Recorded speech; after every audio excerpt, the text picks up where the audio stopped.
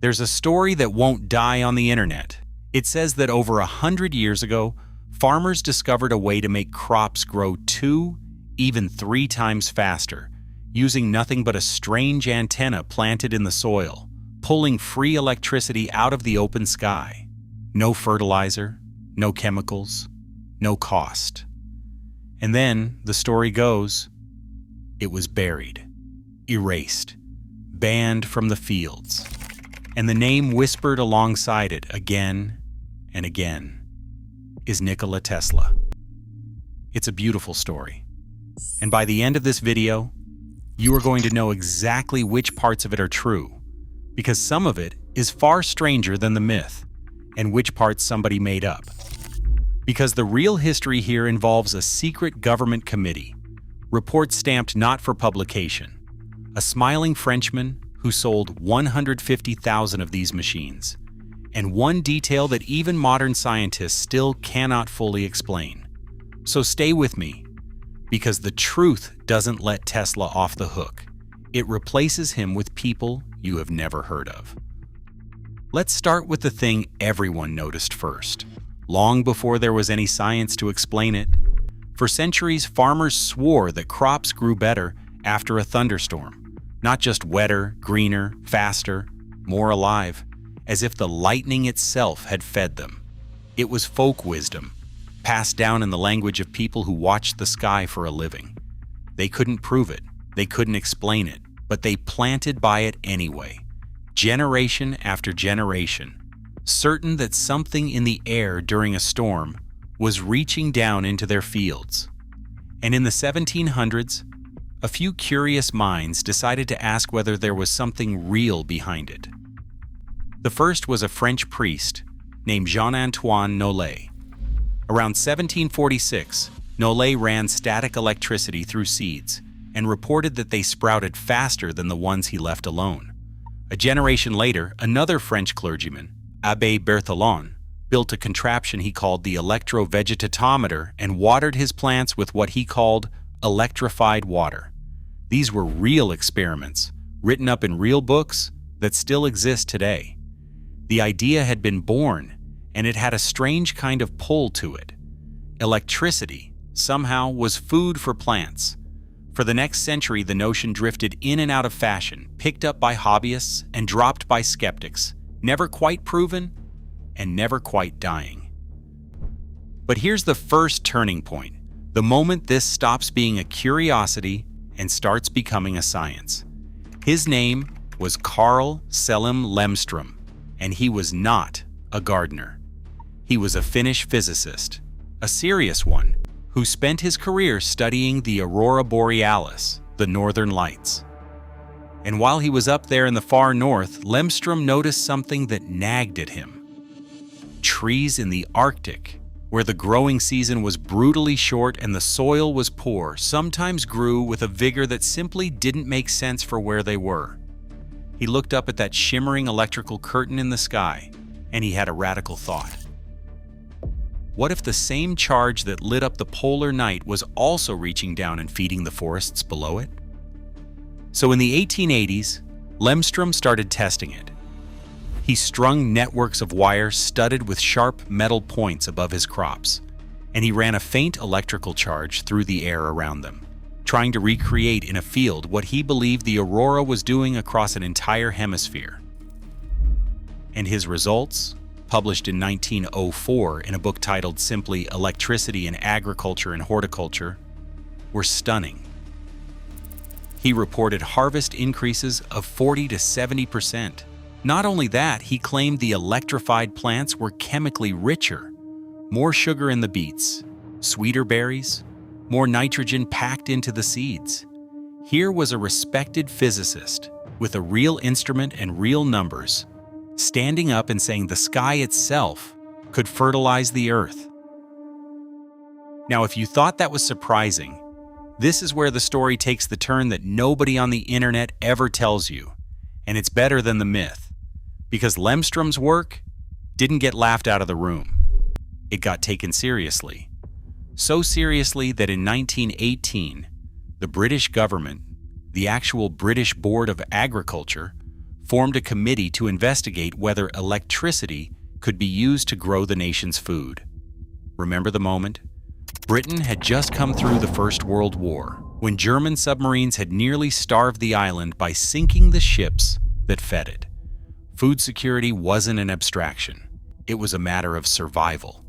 And so the question of whether you could pull extra harvest out of thin air was suddenly worth the attention of the country's finest minds. And this was not a panel of cranks. It was chaired by the head of the Electricity Commission, and its members included a Nobel Prize winner and 6 fellows of the Royal Society. These were among the most credentialed scientific minds in the British Empire: physicists, biologists, electrical engineers, and they did not dabble. They spent the better part of 2 decades on this single question. At Imperial College in London, a plant physiologist named Vernon Blackman ran field trials with thin wires suspended on poles above the crops, strung high enough that a loaded farm wagon could pass underneath, and charged to 40,000 volts, 60,000 volts, even 80,000 volts. And he got results, oats and barley coming in more than 20% above the untreated plots in his best trials. Across the country, other researchers reported the same. One official trial on a farm in 1916 claimed a 49% jump in grain and nearly double the straw.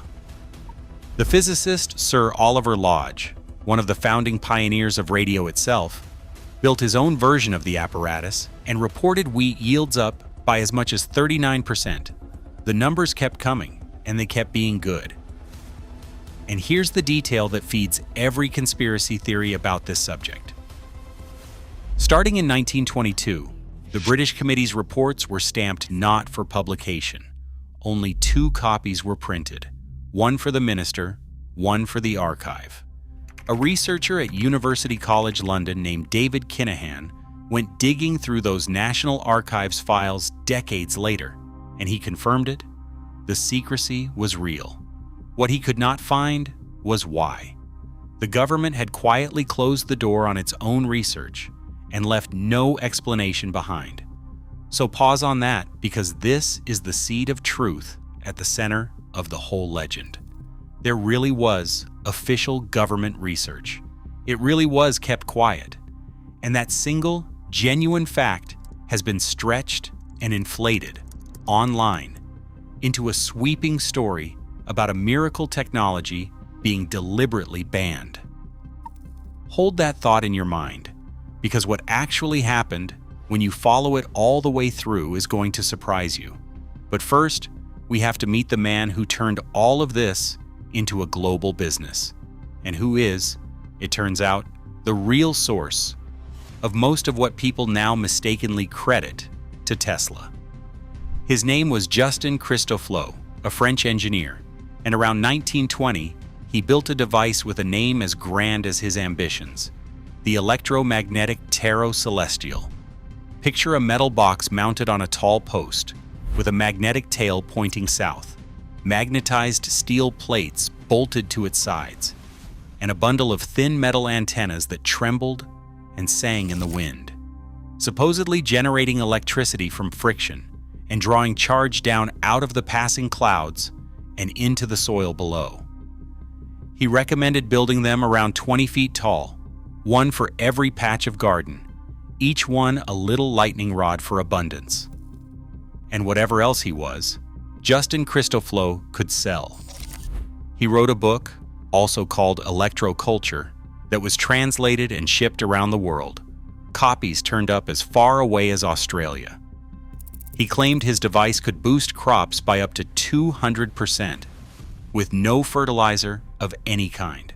The French press nicknamed him the Smiling Sorcerer and printed dazzling reports about the garden at his own home. Potato plants over 6 feet tall, cabbages more than 4 feet across, single pears weighing over a kilogram. Whether any of that was true almost didn't matter. It was magnificent advertising, and he gave his customers a villain to root against. He told them the chemical fertilizer industry was out to destroy him, that their lawyers were dragging him into court to silence his discovery. It was the perfect story.